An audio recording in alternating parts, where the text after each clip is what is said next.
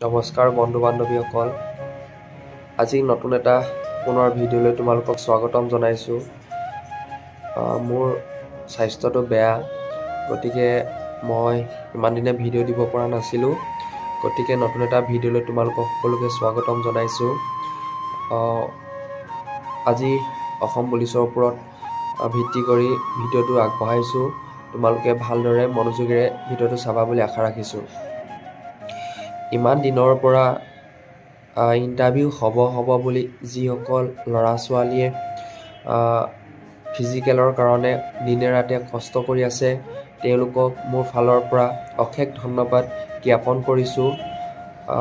ইমান দিনে তেওঁলোকে যি প্ৰেক্টিছ কৰি আছে, সেই প্ৰেক্টিছৰ ফল অনতিপলমে ভগৱানে তেওঁলোকক দিব।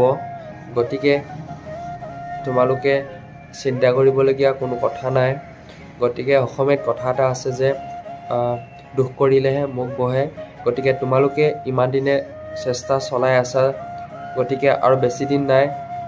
তোমালোকে বৰ্তমানেও ফিজিকেল ইণ্টাৰভিউৰ কাৰণে তোমালোকৰ যিটো প্ৰেক্টিছ, সেই প্ৰেক্টিছটো অটুট ৰাখা। কি ঠিক কোনদিনা ইণ্টাৰভিউৰ কাৰণে নটিচ আহে।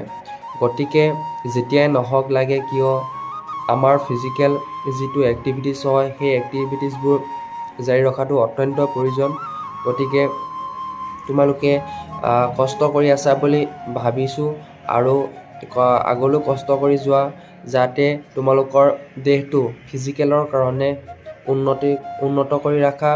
যেতিয়াই ইণ্টাৰভিউ নাপাতক কিয় লাগে, তোমালোকে সেই ইণ্টাৰভিউত ভাল এটা ফলাফল দিব পাৰিবা বুলি আশা ৰাখিছোঁ।